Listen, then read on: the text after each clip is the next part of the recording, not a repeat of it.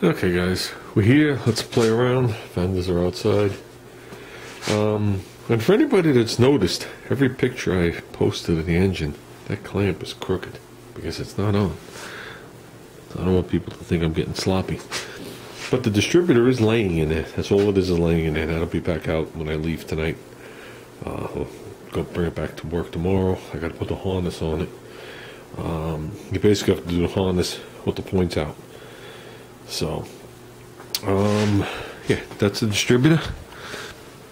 That's the way she looks. I left this all the original cast aluminum. This, I don't know if it was polished or not polished. I doubt it. So I polished it. There's the tack drive. This is definitely the sewing machine model. You can see this one's a little different than the other one.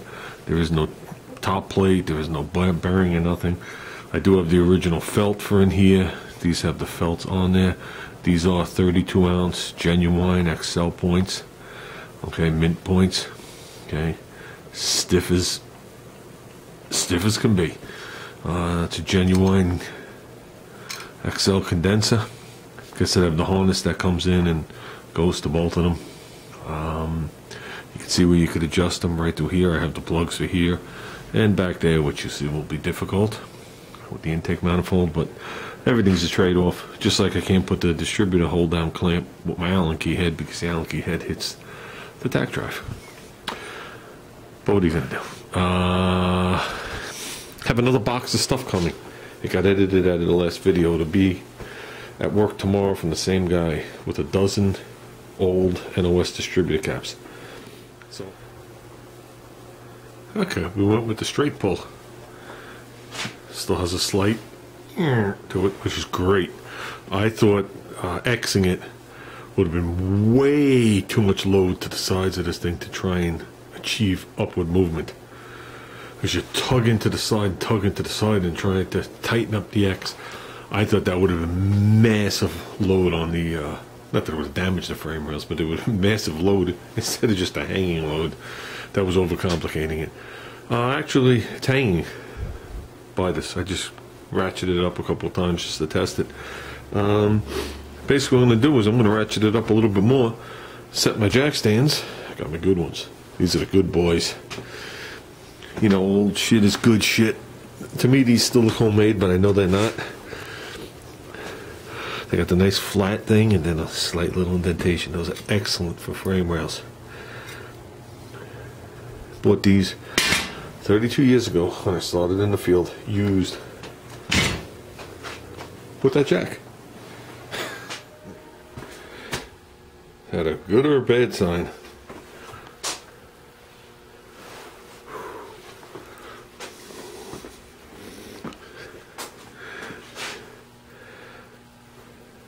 I hear it say, I'm waiting. Okay, these jack stands are going to wind up going in the back as the engine crane's doing its thing. But for now, me laying under there, that's where they were going.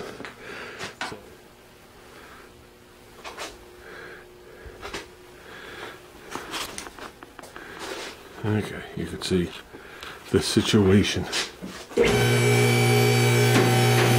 she goes.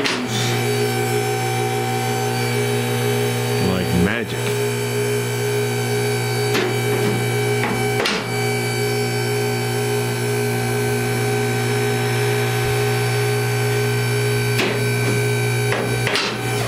Okay, that's on the top locks. I'm going to sit it down on the locks. I don't need no sudden jars and movements and fly with the camera.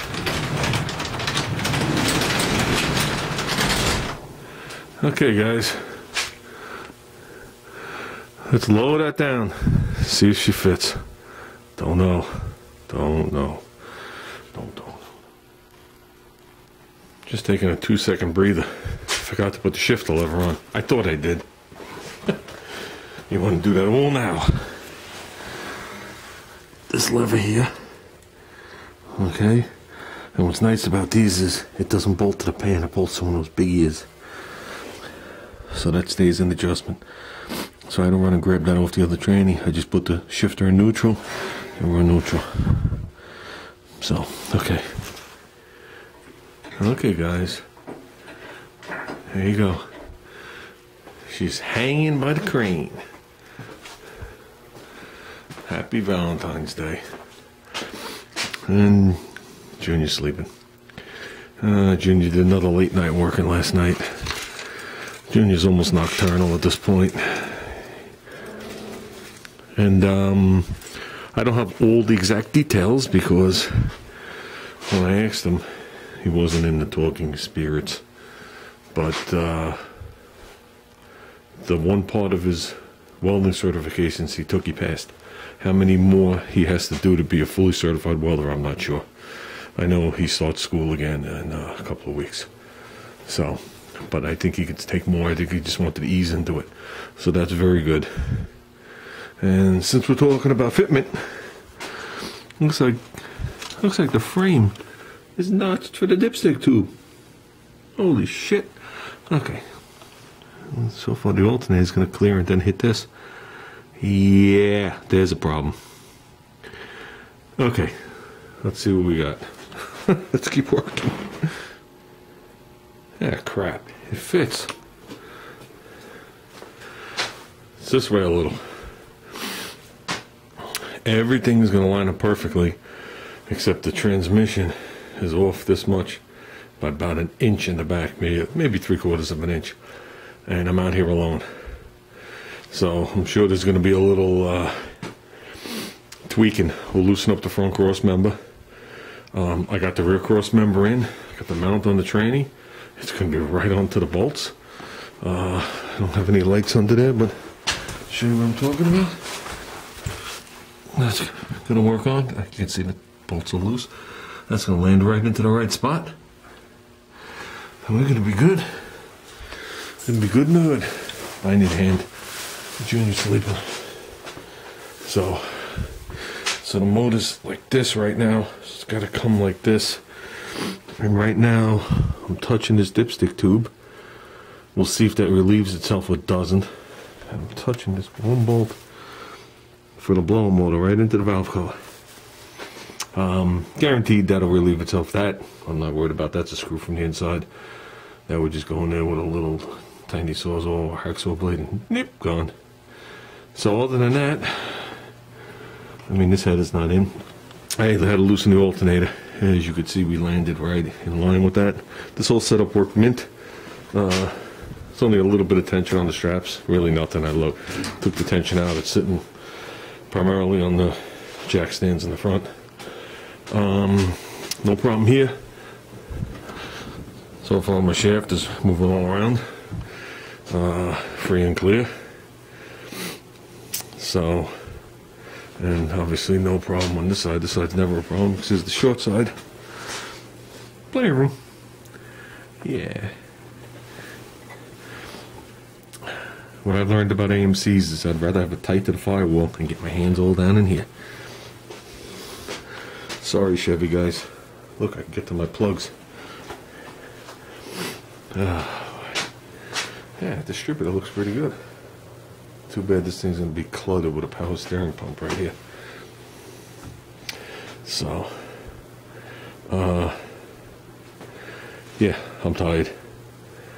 That was a lot of up, down, up, down, up, down, up, down, up, down, up, down. You know what I hate about old cars as opposed to new cars? When they nut and bolt something, they use two different size heads. So you're up and down, up and down, up and down, because you grab two wrenches, two different sizes. Hey, you need a ratchet. So you're up, you're down. You grab two sockets, you need a wrench. And up and down, up and down. Next thing you know, you got wrenches and shit all over the place to put 4 bolts in. So, the Crossmember does pretty much line up itself. It's a stud sticking down and then a bolt going up. And where the stud goes down, it's got this conical thing, like a wheel nut. And I got it just partly on there. It's the full thread of the stud right now. On there, and then the 4 bolts in the back. More than tight enough to hold this up. And that's it. I didn't even look under the front this way yet. Let's see what we got. How far does that pan hang down? Oh, I think we're going to be great. I think we're going to be good. So, The head is hanging down a lot further than the pan. He'll be scraping those bad boys. So, this was supposed to be a live feed, guys. I could easily did it in live feed, but I didn't even know I was doing this tonight. I came home to just put the shine on that distributor so I could bring it back to work tomorrow. And I was like, you know what? It's 50 degrees out. Let's do it. It's supposed to rain for the next couple of days. That means I'll be dealing with the rain in and out and whatever it is. I said, let's just do it. And that's it. So, that's it, guys. It's a shame you don't see the tranny at all. Poor Junior. Yeah, not even a little bit. Not even a clue until someone sticks their head under, which they're gonna. They're gonna look at the rear and they're gonna see the tranny glowing, so then they're gonna look from the side. It's just the nature of the beast. So, yeah. Truthfully, it fits in there exactly like my wagon. Except I got more room here. A lot more room. Might have a 1/2-inch spacer. This nub was machined down. And I could just fit a fan in there. Here. Here the fan, the radiator bolts here, and the radiator sits into here. So I got plenty of room. Plenty of room. So, just cross your fingers that the tube doesn't become that much of a pain in the ass. Because any pressure on them will make them leak. And besides the fact that it's going to be banging on the firewall. I don't know if I can get up there and massage it at this point. I'd have to look from underneath, if it comes down to it, how much I'd have to. But let's get the motor in here straight first. Yes, it looks like it's just a little